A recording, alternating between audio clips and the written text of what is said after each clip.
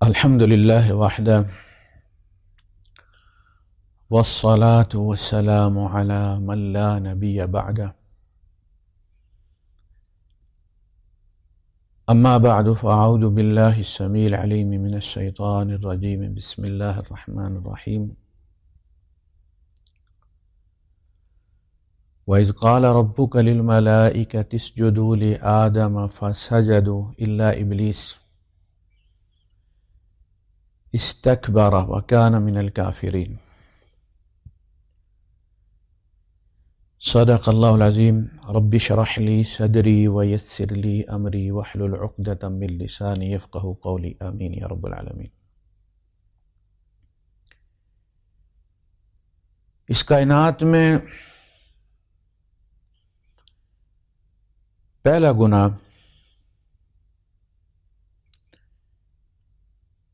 اور اللہ کے خلاف بغاوت کا پہلا نعرہ انا ہے۔ جب ابلیس نے آدم علیہ السلام کو سجدہ کرنے سے انکار کر دیا تو اللہ پاک نے جاننے کے باوجود اس سے سوال کیا تاکہ وہ اپنے منہ سے بیان کر دے اور آنے والے انسانوں تک اس کی یہ وضاحت پہنچ جائے، اس لیے کہ اللہ کو پتہ تھا بڑے بڑے دانشور پیدا ہوں گے اور وہ سوال اٹھائیں گے۔ کوئی کہے گا کہ وہ تو جی فرشتہ تھا ہی نہیں، لہٰذا وہ کہہ سکتا تھا کہ آپ نے حکم جو ہے وہ فرشتوں کو دیا ہے، میں تو فرشتہ ہے ہی نہیں، وہ حکم میرے لیے نہیں تھا، مجھے مغالطہ لگ گیا، میں نے یہ سمجھا کہ یہ حکم صرف فرشتوں کے لیے۔ اس نے یہ عذر نہیں رکھا، اس لیے کہ وہ فرشتوں میں سے ہی ہو گیا تھا۔ نیچرلائزیشن ہوتی ہے، بہت سارے لوگ پاکستان سے اور دیگر ملکوں سے جا کے برطانیہ کے شہری بن جاتے ہیں، برابر کے رائٹس ہوتے ہیں ان کے۔ یہی معاملہ کینیڈا میں ہے، اس کے ساتھ بھی معاملہ یہی ہوا تھا۔ یہ اتنا نیک تھا کہ اس کی پروموشن جو ہے وہ فرشتوں میں ہو گئی ہوئی تھی۔ اس سے آپ اندازہ لگا سکتے ہیں کہ نیکی کے بھی سائیڈ ایفیکٹس ہیں، اس کے بھی مضمرات ہیں۔ میں نے کہا تھا کہ نیکی کرنا اور پھر نیکی ہضم کر لینا یہ تھوڑے بہت وہ ٹمٹماتے ایمان کے ساتھ نہیں ہو سکتا، وہ اس کے لیے ہمالیہ جتنا ایمان چاہیے، اور وہ بھی بالآخرہ کہ ہر چوٹ پہ وہ اپنے آپ کو تسلی دے کہ نہیں ایک دن آنا ہے، میری رب سے ملاقات ہونی ہے، یہ ساری جو میں نے بھلائیاں کی ہیں یہ بھی سامنے آنی ہیں، جو دوسروں نے میرے ساتھ زیادتیاں کی ہیں وہ بھی سامنے آنی ہیں۔ یہ ہے تریاق اس زہر کا جو بھلائی کے نتیجے میں انسان کے اندر پیدا ہو جاتا ہے، جو ابلیس کے اندر ہو گیا تھا۔ اس نے یہ نہیں کہا کہ میں چونکہ فرشتہ نہیں لہذا کوئی مس انڈرسٹینڈنگ ہو گئی ہے، اس نے سیدھا سیدھا کہا جی میں تو اس کو سجدہ نہیں کر سکتا، انا خیر من، میں سے بہتر ہوں، میں سجدہ نہیں کر سکتا بھائی اس کو جس کو تو نے بدبودار مٹی سے بنایا ہے۔ خلقتہ من صلصال من حمأ مسنون۔ تو یہ جو انا تھی نا کہ انا خیر من، یہ انانیت، یہ اپنے بہتر ہونے کا اور بہترین ہونے کا جو زوم ہے، یہ گناہ پیدا نہیں کرتا، یہ نیکی پیدا کرتی ہے۔ اور جب نیکی انسان میں آتی ہے انسان کو پتہ بھی نہیں چلتا، اور اس کے اندر جو ہے وہ اس کے گرد ایک دائرہ کھینچتا چلا جاتا ہے نیکی کا. جس طرح وہ میگنیفائنگ گلاس ہوتا ہے نا، تو وہ ایک سائڈ سے دیکھیں تو چہرہ بڑا نظر آتا ہے، ایک وہ ہوتا ہے جو ٹرانسپیرنٹ ہوتا ہے تو دوسری طرف کی چیز آپ کو موٹی نظر آتی ہے. انسان جو نیک انسان ہوتا ہے نا، وہ اس اپنے دائرے میں جب اس شیشے کے اندر ہوتا ہے تو اسے دوسرے چھوٹے نظر آتے ہیں، اپنا آپ اس کو بڑا نظر آتا ہے، اور یہ پتہ بھی نہیں چلتا، اور انسان اس کو کھوجتا بھی نہیں ہے. ابراہیم علیہ السلام کے بارے میں کہا نا، چونکہ وہ ہر امتحان سے، شرک کی ہر قسم سے وہ نابردازما ہوئے اور فتح مند رہے. تو اقبال کہتا کہ براہیمی نظر پیدا بڑی مشکل سے ہوتی ہے، ہوس چھپ چھپ کے سینوں میں بنا لیتی ہے تصویریں. پتہ ہی نہیں چلتا اور بت اندر بن جاتا ہے، خود انسان ایک بت بن جاتا ہے، اپنی ذات کی پوجا کرتا ہے. افرائیت من اتخذ الہہ ہواہ، آپ نے اس بندے کا حال دیکھا جس نے اپنی خواہش نفس کو اپنا الہ بنا لیا، جو وہ کہتی ہے وہ فوراً کرتا ہے. یہ بھی تو حال ہے نا، خود اپنا خدا. اتخذ الہہ ہواہ،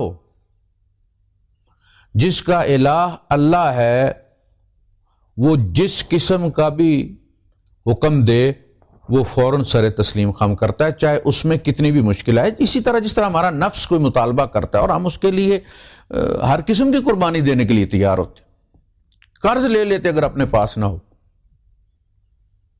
زمینیں بیچ دیتے ہیں، زیور بیچ دیتے ہیں، مکان بیچ دیتے ہیں. تو انسان کو پتہ بھی نہیں چلتا اور وہ خود اپنی ہی پوجا، اپنے ہی حسن کا دیوانہ بنا پھرتا ہے. پھر ارأیت من اتخذ الہہ ہواہ وأضلہ اللہ علی علم، ایسا بندہ جو ہے اس کو علم بھی فائدہ نہیں دیتا، اس کا علم اس کو گمراہ کرتا ہے. اس کو چھوٹی چیز بڑی اور بڑی چیز چھوٹی نظر آتی ہے، نظر خراب ہو جاتی ہے اس کی. وہ شیشے پہ لکھا ہوتا ہے نا، گاڑی کے سائڈ میرر پہ لکھا ہوتا ہے کہ یہ جو آبجیکٹس آپ کو نظر آ رہے ہیں نا، یہ یہاں جو شیشے میں نظر آ رہے ہیں اس سے زیادہ قریب ہوتے ہیں. آپ سمجھتے ہیں گاڑی دور ہے اس میں دیکھ کر، جبکہ وہ آپ کی ڈگی کے ساتھ پیچھے لگی ہوئی ہوتی ہے، بمپر کے ساتھ بمپر جڑا ہوا ہوتا ہے. تو ہوشیار کیا جاتا ہے کہ اس پہ اعتبار نہ کرنا، تھوڑا گیپ دے لینا. یہی معاملہ انسان کی نظر کا، وہ جس کے اندر انانیت پیدا ہوتی ہے اس کی نظر خراب ہو جاتی ہے، اس کی بصیرت خراب ہو جاتی ہے. فَإِنَّهَا لَا تَعْمَى الْأَبْصَارُ، آنکھیں اندھی نہیں، وَلَكِنْ تَعْمَى الْقُلُوبُ الَّتِي فِي الصُّدُورِ، دل اندھے ہو جاتے. تو اس نے نہیں یہ عذر پیش کیا جو ملحدین پیش کرتے ہیں کہ جی وہ تو حکم دیا ہی نہیں گیا تھا اس کو. یہ اعتراض اس کو فوری طور پہ کرنا چاہیے تھا. پہلا یہ اعتراض کہ مس انڈرسٹینڈنگ ہو گئی ہے سرکار، میں نے سمجھا صرف فرشتوں کے لیے حکم تھا. اس نے کہا نہیں کرنا، یہ میرے شایان شان ہی نہیں ہے. 3-4 جگہ اس کا جواب جو ہے اللہ پاک نے وہ پھر ٹکڑوں میں بیان کیا ہے کہ کس طرح اس نے کس انداز میں کہا. لم اکن لاسجد لبشر خلقتہ من صلصال من حمأ مسنون، میں تو نہیں کرنے والا. یعنی اے اللہ تو کوئی بھی دلیل دے دے، تو کوئی بھی بات مجھے سمجھا دے، لیکن یہ بات ہونے والی نہیں ہے. لم اکن لاسجد، ممکن ہی نہیں ہے کہ میں اس کو سجدہ کروں جس کو تو نے بدبودار کھنکتی ہوئی مٹی سے بنایا. انا خیر من، میں سے بہتر. اب کون بہتر ہے کس کام کے لیے، یہ تو فیصلہ اللہ نے کرنا ہوتا ہے نا، انسان نے تو نہیں کرنا ہوتا. جب انسان کرنے شروع کرتا ہے فیصلے، پھر غلطیاں کرتا ہے. تو میں عرض یہ کر رہا تھا کہ یہ جو نیکی ہے اس کی بھی ایک انا ہے. انا کی قسمیں ہیں. اس میں ایک قسم نیکی کی انا بھی ہے، نیکی کا غرور. یہی تھا نا اس کو، ابلیس کو، نیکی کا غرور، نیکی کا زوم کہ میں بڑا نیک ہوں. لہذا اس کے نتیجے میں وہ تحکم پیدا ہوتا ہے جو چودھری کے لہجے میں ہوتا ہے کسی کمی کے خلاف، کمی کے مقابلے میں. اسے کہتا ہے یہ کرو، چلو جاؤ فلاں کو بلا. نیک بندہ جب کسی ایسے بندے کو جس کو وہ بد سمجھتا ہے اس کو جب تلقین کرتا ہے تو اس کا انداز چودھری والا ہوتا ہے کہ میں تو چودھری ہوں، میرے تو گودام بھرے ہوئے نیکی کے، اور یہ میراثی یہ بھی کرتا ہے. وہ ٹھیے پہ جا کے وہ بلیڈ بھی کھیلتا ہے اور پتہ نہیں کیا کیا کرتا ہے. مسجد میں بھی کبھی کبھار ہی آتا ہے تو جھٹ بھاگ جاتا ہے. لہٰذا وہ جب اس کو کسی نیکی کی تلقین بھی کرتا ہے نا تو اس کا لہجہ چودھری والا ہوتا ہے. اچھا، انسان ایک ایسی چیز ہے، اللہ پاک نے ایسی چیز بنائی ہے یہ جس کو وہ بخوبی جانتا ہے. یہ ضدی ہے، ضد میں بیڑا غرق کر لے گا. آپ عورت کو سمجھائیں نا کہ دیکھو تم طلاق لو گی، تم مطالبہ کر رہی ہو کہ میں تمہیں طلاق دے دوں. پیچھے تم نے دیکھا تمہارا ہے کون پیچھے؟ والدین فوت ہو گئے، بھائیوں نے گھر بانٹ لیے، گھر بیچ کے اپنا اپنا لے لیا ہوا. بھابھیوں کے یہاں تم سال بعد 2-4 دن کے لیے جاتی ہو اور اف اف کر کے تم بھاگی ہوئی چلی آتی ہو. کہاں جاؤ گی تم؟ وہ کہتی ہے میں جہاں بھی جاؤں آپ بس مجھے طلاق دیں. مطالبہ کرنے والی خواتین کی بنیاد پر اگر طلاق ان کو دینا شروع کر دے شوہر تو میرے خیال میں پھر کوئی بیائی عورت نظر نہ آئے. شاید ہی کوئی عورت ایسی ہوگی کہ جس نے شوہر سے یہ مطالبہ نہ کیا کہ بس مجھے طلاق دے دو تو، اور معمولی بات پر.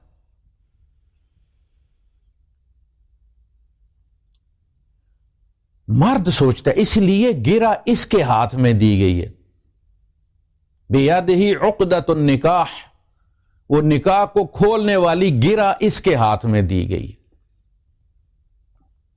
یہ پھر اوائڈ کر جاتا ہے. اسے پتا ہے کہ یہ ضدی ہے اور بس ضد میں کر رہی ہے. اس کے بعد پھر اگر وہ یہ سوچے کہ چلو اس کو ایک طلاق دے دوں تاکہ اس کو تھوڑی سی عبرت ہو جائے، 90 دن ہوتے ہیں، رجوع کر لوں گا، ذرا سا اس کو سبق مل جائے، جا کے اپنی مارکیٹ ویلیو دیکھ لے، اپنے بھائیوں کی جہاں بھی جا کے رہ لے. اور وہ ایک پہ راضی نہیں ہوتی، یعنی وہ اس کو تجربہ کروانا چاہتا ہے تاکہ اسے پتہ چل جائے کہ طلاق کے بعد کیا ہوگا. وہ منظر بھی دیکھ لے تو وہ کیا کہتی ہے؟ وہ کہتی ہے اگر ماں کا دودھ پیا کسی کتیا کا نہیں پیا تو تینوں دو گے، تینوں لے کے نکلیں گی. باپ کے بیٹے ہو تو تینوں دو گے. اب بتائیے مرد کیا کرے گا، کدھر جائے گا؟ اب حنفی ہے تو وہ تو 3 دے کے اس نے تو اپنی کشتیاں جلا دی. سلفی ہے تو اس کی 3 بھی ایک ہی ہوتی ہیں، لہذا اس سے وہ مطالبہ کرے گی کہ 9 دو مجھے تم. ایک دفعہ میں وہ جتنی بھی دے دے، 50 بھی دے دے، 1000 بھی دے دے، ان کے یہاں ایک ہی گنتی ہوتی ہے اس کی. تو یہ اللہ پاک نے فرمایا نا کہ وَيَدْعُ الْإِنسَانُ بِالشَّرِّ دُعَاءَهُ بِالْخَيْرِ وَكَانَ الْإِنسَانُ عَجُولًا. انسان اپنی شر کے لیے اس طرح گڑ گڑا کر دعائیں کرتا ہے جیسے خیر کے لیے کی جانی چاہیے.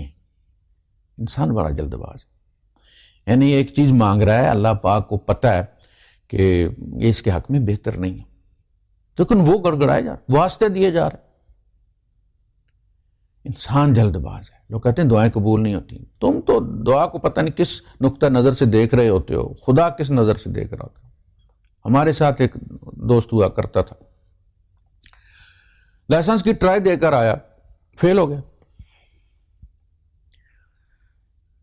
تو فیل ہونے کے بعد جو سامنا کرنا پڑتا ہے نا، جس ذلت کا دوستوں میں جاتا ہے تو وہ ہنستے ہیں. بس شور ٹرائی دے کر آئے تو بیوی سے نظریں چراتا پھرتا، مردانگی اس کی جو ہے اس پہ سوال کھڑے ہو جاتے. وہ کہتے مجھے پہلے ہی پتا ڈاکٹر بنے پھرتے ہو، جب تم گئے تھے تو مجھے پہلے ہی پتا تھا کہ کھا کے مڑو گے. پہلا تانا گھر سے ملتا ہے. جاب سے واپس آئے آپ، منہ لٹکا ہوا ہو، والدین بڑے بھنے خان بنتے تھے، ڈگری ہو جائے گی، فلاں ہو جائے گا، ڈگری لے کے جاب ملا. بھائی پوچھیں گے، پوچھے کیوں؟ اگر اسے مل جاتا نا جاب تو وہ گھر کے اندر نہیں، باہر سے آواز دے کے آپ کو بتاتا. اب وہ اوائڈ کر رہا ہے اور آپ پوچھ رہے ہیں اس کے بھی کیا بنا ہے، وہ کہتا کچھ نہیں ہوا. اس کے بعد پھر تبصرے شروع ہو جائیں گے. یعنی انسان جاب سے تو جو مایوس ہوتا ہی ہے، اسے پتہ ہے مارکیٹ میں کمپٹیشن ہے، مل جائے گا کبھی نہ کبھی. لیکن گھر والوں کے تانوں اور ان نظروں سے وہ اس ناکامی پر خودکشی بھی کر لیتے ہیں. لوگوں کی وجہ سے نہیں، گھر والوں کی زبان درازی کی وجہ سے اور طنز و تشنیع کی وجہ سے.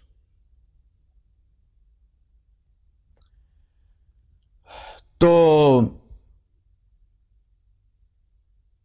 بات دوسری طرف نکل گئی ہے. لیکن بہرحال یہ جو انا ہے تو اس کی اپنی قسمیں ہیں. بعض دفعہ خواتین کہتی ہیں عزت نفس کو، آدمی عزت نفس کے لیے، عزت نفس کو بچانے کے لیے. میاں بیوی وہ رشتہ ہے کہ جس میں عزت نفس نام کی چیز سب سے پہلے ختم ہوتی ہے.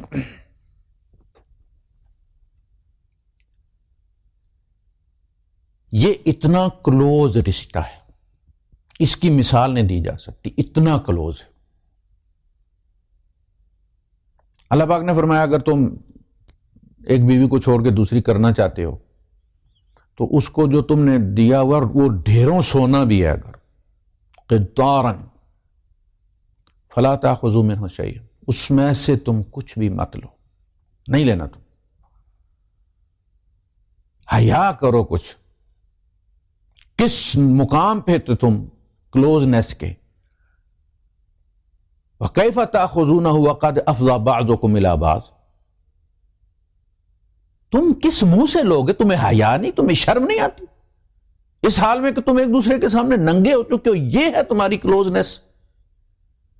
اور اوپر سے تم ہاتھ پھیلاؤ کے کہو کہ فلاں مجھے واپس دو، فلاں چیز مجھے واپس دے دو.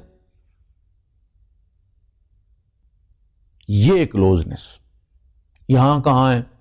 یعنی کسی کو اگر خوار کرنا ہو، ذلیل کرنا ہو، اس کی عزت نفس ختم کرنی ہو تو کیا کرتے ہیں؟ اس کے کپڑے اتار کے چودھری جو ہے وہ پھر پھیرتا ہے گلیوں میں. یہ ذلت کی آخری یاد ہوتی ہے. اور تم ایک دوسرے کے سامنے ذلیل ہو گئے ہوئے دونوں. تم بڑا فن خان بنتا ہے، تجھے بھی اس نے دیکھ لیا، تیری فن خان اس کی بھی دیکھ لی. اس کے بعد کون سی عزت نفس ہے؟ وہ تو تم کیش کرا کے کھا چکی ہو بھائی،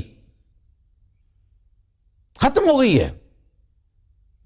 اب تو کمپرومائز ہے، تعاون ہے، ایک دوسرے کا بھلا سوچنا ہے، مرد نے بھی عورت نے بھی. بچوں کا سوچنا ہے، مستقبل کا سوچنا ہے. اس میں مزاج اگر الگ بھی ہیں تو تھوڑا سے چیزیں اپنے اندر یہ کم کر دے، تھوڑی سی یہ کر دے، اور ایسے بینچ پہ کہیں بیٹھے ہوتے ہیں، کوئی بندہ آ جاتا ہے تو یہ ادھر کھسک جاتا ہے، وہ تھوڑا سا ادھر کھسک جاتا ہے، سپیس بن جاتی ہے نئے بندے کے لیے. یہی ہوتا ہے نا. کچھ چیزیں وہ چھوڑ دے، کچھ چیزیں یہ چھوڑ دے اور گزارا کریں. طلاق دینا بھی آسان ہے اور طلاق لینا بھی، شاید مطالبہ کرنا بھی آسان ہے، لیکن طلاق تباہی کے غار، خندق یا کہہ لیں، یا اس کے سرنگ ہے پوری. وہ اس کے بعد جو بربادی شروع ہوتی ہے، اگر اولاد ہے ان کی تو اس کا تو پھر آپ وہ تو نسل در نسل، یعنی جنریشنز تک وہ اس کے سائیڈ ایفیکٹس چلیں گے. خیر، انا جو ہے اس کے اپنے دائرے ہیں، میاں بیوی کے درمیان پیدا ہو جائے. انانیت، میں شوہر ہوں، یہ میرے پاؤں کی جوتی ہے، مجھے جواب دیتی ہو تم؟ عمر فاروق رضی اللہ تعالیٰ عنہ نے اپنی زوجہ کو مدنی دور میں انہوں نے کوئی بات کی تو انہوں نے جواب دیا، تو انہوں نے کہا کہ مجھے تم جواب دیتی ہو؟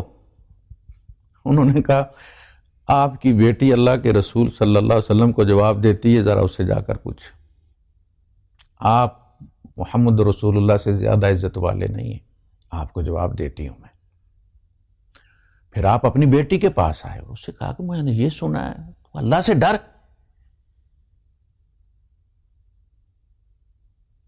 تم فلاں کی بیٹی کا جو ہے وہ اس کی ریس نہ کر تو۔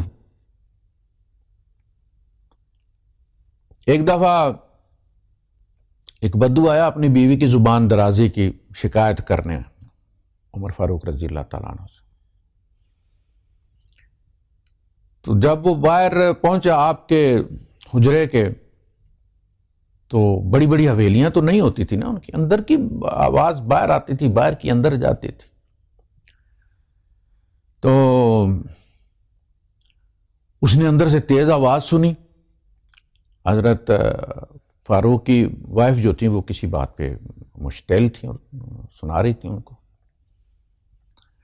آپ خاموشی سے سن رہے تھے۔ اس بندے نے کہا بھائی ہاں عمر کا یہ حال ہے تو میں کہاں آ گیا، میں کس کھیت کی مولی ہوں۔ پلٹا تو پیچھے سے عمر فاروق رضی اللہ تعالیٰ عنہ شاید اپنے دیوان میں جا رہے تھے آفس میں، تو دیکھا بندہ پلٹ کے جا رہا، سمجھ گئے میرے یہاں تھا، او بھائی ادھر آ جاؤ، کیا مسئلہ ہے تمہارا؟ یعنی کوئی اگر حاجت ہے، ضرورت ہے تو یہ میری ذمہ داری ہے میں اس کو کروں۔ پوچھا اس سے، پھر کیا مسئلہ، کیوں آئے تھے؟ اس نے کہا امیر المومنین میں تو اپنی بیوی کی زبان درازی کی شکایت کرنے آیا تھا آپ سے، اگر آپ کا حال دیکھ کے تو میں سمجھا کہ بس یہ پھر دکھ سمجھائیے۔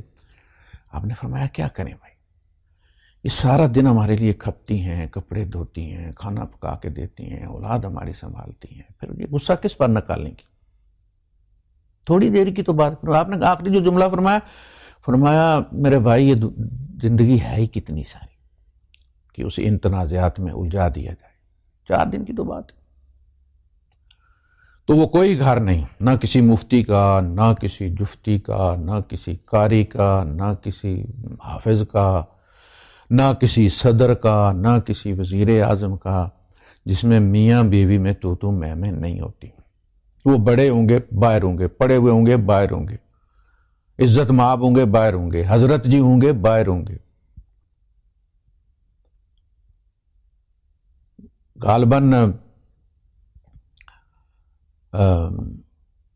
بزرگ سلسلے نقشبندیہ کے ذہن میں نام آ رہا ہے، نکل رہا ہے، انہوں نے اپنے مریدوں کو کسی کام سے بھیجا اپنے گھر کہ وہ لے آؤ کوئی چیز، تو وہ گئے اور ان کا کہ حضرت جی نے جو ہے وہ یہ کہا، تو بیوی نے مرزا مظہر جانا، تو بیوی نے جو ہے وہ کلاس لینی شروع کر دی حضرت جی کی بھی، تمہاری بھی اور تمہارے حضرت کی۔ وہ توبہ کرتے واپس آئے، انہوں نے کہا حضرت جی آپ نے گھر میں کیا رکھا ہوا ہے؟ انہوں نے کہا بیٹا یہ جو تم دیکھ رہے ہو نا درجات اور انوارات، یہ سارے اسی کی وجہ سے، ان پہ صبر کرتا ہوں، اللہ پاک نواز دیتا ہے، یعنی یہ ضائع نہیں جاتا، یہ جو کمپرومائز کرتے ہیں آپ، اس کا فائدہ آپ کی نسلوں کو ہوتا ہے۔ یہ جب تک جسے آپ کہتے ہیں نا عزت نفس، وہ اگر باقی رہے دونوں کے درمیان تو مسئلہ نہیں بنتا۔ اگر وہ جو سپرم ایکس اور وائی وہ اپنی جگہ تان کے کھڑا رہے، وہ فیمیل ایگ جو ہے وہ اپنا چودھری بن کے کھڑا رہے، اس کو قریب نہ آنے دے، آپ کا کیا خیال ہے انسان بن جائے گا؟ نہیں، یہ بھی ختم ہو جاتا ہے، وہ بھی ختم ہو جاتا ہے، ایک تیسری چیز پیدا ہو جاتی ہے۔ جس گھر میں یہ تیسری چیز پیدا نہیں ہوتی جو اللہ پاک نے فرمایا میں پیدا کر دیتا ہوں، وَجَعَلْنَا بَيْنَكُمْ مَوَدَّةً وَرَحْمَةً، اگر وہ مودت اور رحمت پیدا نہیں ہوتی تو پھر وہ گھر نہیں ہے، پھر وہ گھر نہیں ہے۔ گندم کا دانہ جو ہے وہ جب تک گلتا سڑتا نہیں، اپنا وجود ختم نہیں کرتا، اس میں سے کومپل نہیں نکلتی، جڑ بھی نہیں نکلتی، روٹ اور شوٹ کچھ بھی نہیں۔ اکڑ کر پڑا کہ نہیں میرے نزدیک نہ نمی آئے، نہ کھاد آئے، نہ کوئی، مجھے کسی نے نہیں چنا۔ یہ ہر جگہ ایسا ہوتا ہے، ہر گھر میں ہوتا ہے۔ جو آپ کو مشورے دیتے ہیں نا گھر بسانے کے اور یہ کرو اور وہ کرو، ان کے گھر میں بھی یہ ہوتا ہے، وہ مینیج کرتے ہیں اسے اور کرنا پڑتا ہے۔ میں مثال دیا کرتا ہوں نا، دیکھیں آپ سیب ہے نا، سیب بعد دفعہ ٹماٹر گلا ہوا ہو تو آدھا بھی گلا ہوا ہو تو بندہ پھینک دیتا اس کو اٹھا کے، لیکن جب سیب ہو تو بندہ اس کا وہ عیب جو ہے، وہ جو اس کے اندر داغ لگا ہوا ہے، اس کو کھرچتا ہے، کام کرتا جاتا ہے تاکہ یہ داغ نکل جائے، سیب ضائع نہ ہو۔ انسان دنیا کی قیمتی ترین چیز ہے، اس کے بھی اس عیب کو درست کرو، پورا انسان ضائع مت کرو، یہ بڑی قیمتی چیز ہے۔ ایک حدیث قدسی میں اللہ پاک نے فرمایا نا، لو دمر ما فی السماوات والارض وہدمت الکعبہ، زمین و آسمان میں جو کچھ ہے وہ تباہ کر دیا جائے اور کعبہ جو ہے وہ مسمار کر دیا جائے، ذالک ایسر علی اللہ من قتل المؤمن، اللہ کے نزدیک یہ ایک مومن کو قتل کرنے سے کم گناہ ہے، کعبے سے زیادہ محترم ہے، صرف حجر اسود سے نہیں، حجر اسود سمیت پورے کعبے سے، ہمیں قدر نہیں۔ خیر، تو میں عرض کر رہا تھا کہ نیکی کی اپنی انا ہے جو ابلیس کو لگی تھی، قوم کی اپنی انا ہے جو ابلیس کو لگی تھی، اس کو یہ بھی اتنا تھا، خلقتنی من نار وخلقتہ من طین، اس نے مٹی سے پیدا کیا ہے، گلی سڑی دنیا چلتی ہے اس کے اوپر پیشاب کرتی، مجھے آگ سے پیدا کیا تو، یعنی تو خود ہی سوچ۔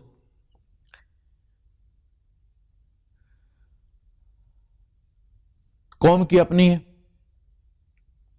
مال و دولت کی انا اپنی ہے، علم کی انا اپنی ہے، ناگ کی طرح وہ انسان کے گرد پھن اپنا وہ کر کے اس کو لپیٹ لیتی اور ہر دفعہ ہر لوگوں کو ڈسنے پر تیار رہتی۔ قوم کی، دولت کی، علم کی، عہدے کی، یہ انسان کے گرد شیل پر شیل چڑھتے چلے جاتے ہیں، انڈے کا شیل ہوتا ہے نا، شیل پر شیل چڑھتے چلے جاتے ہیں، یہاں تک کہ ان شیلز کے اندر سے پھر وہ کھینچ کر روح نکالی جاتی ہے اور پھر بڑی تکلیف ہوتی ہے۔ فرشتہ وہ جو پھنس جائے نا جب، تو وہ تھوڑی مارو، کوئی چیز لے آتا ہے مارنے کے لیے اور نکال، یہ جو پھنسی ہوئی ہے نا شیلز کے اندر، پھر فرشتے اس کے لیے مختلف ٹوٹکے استعمال کرتے ہیں یہ نکالنے کے لیے اس جان کو جو شیلز میں پھنسی ہوئی ہوتی ہے، کہ وَلَقَدْ جِئْتُمُونَا فُرَادَىٰ کما خلقناکم اول مرۃ، اور ترکتم ما وراءکم ما خولناکم،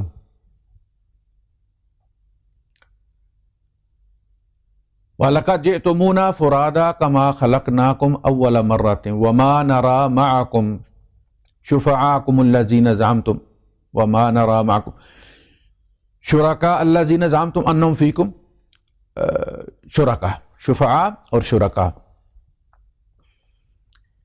اور دوسری طرف فرمایا کہ وَتَرَكْتُمْ مَا خَوَّلْنَاكُمْ وَرَاءَ ظُهُورِكُمْ، جو خول ہم نے تم پر چڑھائے تھے، یعنی اللہ نے قوم چنی تھی نا، کسی کو کس قوم میں پیدا کرنا ہے، وہ خول اللہ نے چڑھائے، وہ چودراہٹ والا۔ تو یہ امتحان تھا، اس خول میں سے نکلنا تھا، دنیا میں اس لیے وہاں تمہیں پیدا کیا، اس خول میں سے نکلنا تھا، تم اس کو مزید پختہ کرتے چلے گئے، اس پر سنگ مرمر کرنا شروع کر دیا، اس کے اوپر سٹیل چڑھانا شروع کر دی۔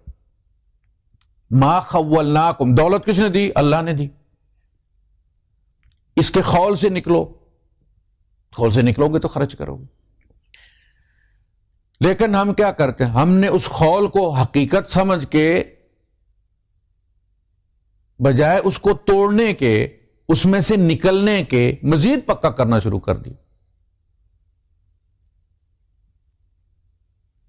پھر دولت، پھر علم، یہ کس نے دیے؟ اللہ نے دیے. حسن، صحت، یہ سب ادھار ہے، یہ خول ہیں. زین للناس، لوگوں کے لیے مزین کی، ٹھونکی گئی انہوں. حب الشہوات من النساء والبنین والقناطیر المقنطرۃ من الذهب والفضة والخیل المسومۃ والانعام والحرث، ان کی حب ٹھونکی گئی ہے، تب بھی ان کو خرچ کرنے پر، ان کے خلاف کرنے پر، ان کے خول سے نکلنے پر اجر ملتا ہے. اگر یہ ٹھونکی نہ گئی ہوتی، فرشتوں کی طرح ہم ہوتے، کسی چیز کی کشش ہی نہ ہوتی ہمارے اندر، تو اجر کوئی نہیں تھا. پھر اجر کوئی نہیں تھا، پھر مقابلہ ہی کوئی نہیں تھا، پھر امتحان ہی کوئی نہیں تھا. ہم بھی روح الامین کے ساتھ جنت میں ہوتے، ڈائریکٹ دنیا میں آتے ہی نا. یہ خول ہم پر، یہ بھی تو ایک خول ہے نا، یہ خول چڑھایا ہی نہ جاتا مٹی کا. ہم اسی روحانی حالت میں وہیں سے ٹرانسفر کر دیے جاتے جنت میں. نہیں کہا جاؤ جا کے میرے بندوں میں فادخلی فی عبادی وادخلی جنتی. تو یہ انا بہت ظالم چیز، یہ نیکی کی ہو تو بدترین صورت ہے، اس سے گناہگار اچھا ہے. وہ کہتے ہیں نا کہ اللہ پاک انسان کو جانتا تھا، اس لیے اس کے اندر بدی کرنے کا فنکشن رکھا ہے، یہ مائل رہتا اس طرف، اس لیے کہ یہ بدی جو ہے نا، یہ اس کو ویٹ رکھتی ہے. وہ لیدر کلاتھ ہوتا ہے نا جو گاڑیاں صاف کرنے والا، اس کو آپ 2 4 10 گھنٹے کے لیے باہر رکھ دیجیے، آپ اس کو، وہ سوکھ جائے تو وہ پلاسٹر بن جاتا ہے. اس میں پانی چھوڑا جاتا ہے تاکہ وہ ویٹ رہے، اور جب آپ گاڑی صاف کرنا چاہیں تو وہ آپ کو نرم ملے. یہ گناہ جو ہے نا، یہ انسان کو ویٹ رکھتا ہے، اس کو فلیکسیبل رکھتا ہے، اس کو ڈھیلا رکھتا ہے. وہ جب بھی کوئی مسئلہ ہوتا ہے تو وہ فوراً اپنے گناہ پر نظر کرتا ہے کہ شاید اس گناہ کی وجہ سے اللہ میری بات نہیں سن رہا، میں نے کوئی گناہ بھی تو کام نہیں نہ کیے ہوئے، میں اللہ کو کیا کہوں، میں کس منہ سے کہوں، میں کس منہ سے گلا کروں، میری دعا نہیں سنی جاتی، میں تو بڑا گناہ گار بندہ ہوں. اور اس کی سنی جاتی ہے.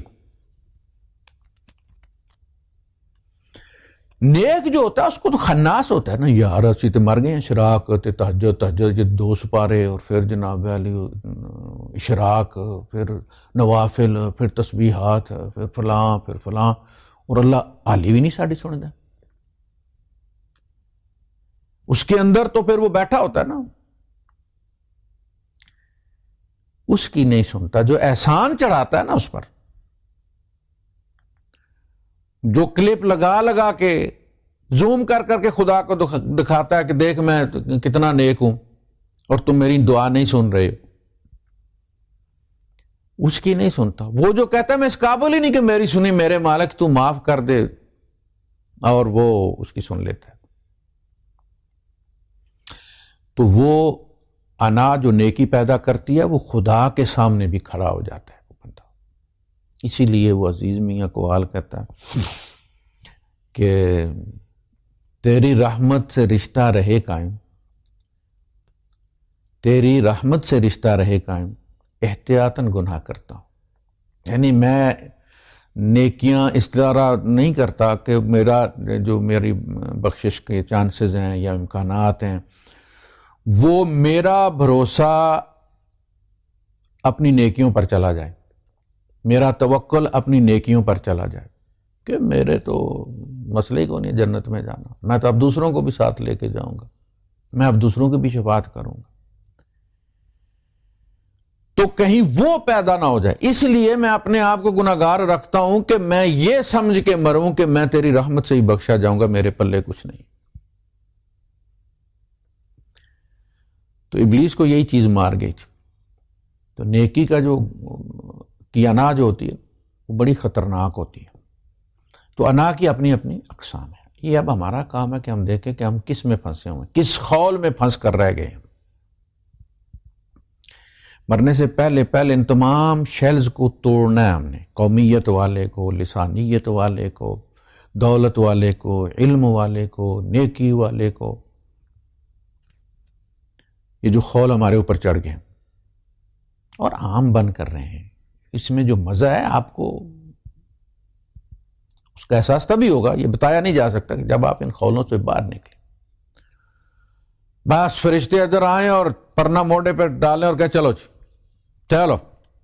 کوئی ضرورت نہیں ڈرل کرنے کی، کوئی ضرورت نہیں ہتھوڑا استعمال کرنے کی، کوئی ضرورت نہیں الٹی استعمال کرنے کی، کوئی ضرورت نہیں کٹر استعمال کرنے کی. سارے خول نکلے ہوئے ہیں، میں بس تیار ہوں، وضو میں چلیں.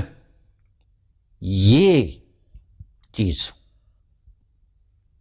بندے کے اوپر کوئی خول نہ ہو، جب لینے والے آئیں تو انہیں دیواریں نہ پھلانگنی پڑیں، دروازے نہ توڑنے پڑیں، انہیں بندہ پہلے تیار بیٹھا. چلو اللہ پاک مجھے بھی ہر قسم کی انا سے، تکبر سے محفوظ رکھے. مجھے آپ کے سامنے قیامت کے دن شرمندہ نہ کرے کہ تم لوگوں کو یوں کہتے تھے اور تم خود یہ تھے. میں نے کبھی بھی کسی قسم کا احساس تفاخر، نہ علم کا نہ نیکی کا. میں یہ سمجھتا ہوں، اور یہ صرف قول نہیں ہے، میرا رب جانتا ہے کہ یہ میرے دل کی آواز ہے جو میں آپ کو کہہ رہا ہوں، کہ میں ہمیشہ یہ سوچتا ہوں کہ اگر اللہ مجھے بخش دے گا تو پھر سب کو بخش دے گا.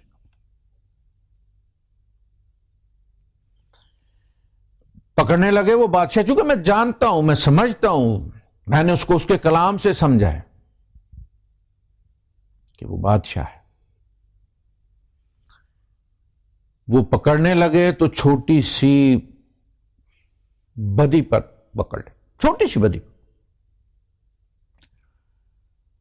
اور اٹھا کے پھینکنے لگے تو بڑی بڑی نیکیاں اٹھا کے پھینک دیں.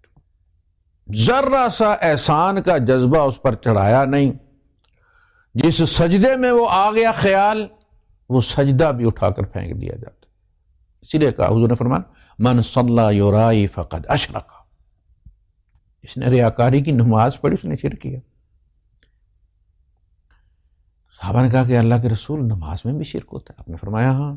تم میں سے کوئی نماز پڑھ رہا ہے اور آدھی نماز پڑھ رہا ہے اپنی، کہ اس کو اپنا واقف بندہ نظر آ جاتا ہے. فَيُحْسِنُ صَلَاتَهُ، وہ اپنی نماز کو سمارٹ کر لیتا ہے، ہاتھ بھی ذرا ٹھیک جگہ کر کے ہاتھ باندھ لیتا ہے، رکوع بھی لمبے کر دیتا ہے، سجدے بھی لمبے کر دیتا ہے، تسبیحات بھی زیادہ کر دیتا ہے. پہلے 3 تھیں، پھر 5 ہو گئی، 7 ہو گئی.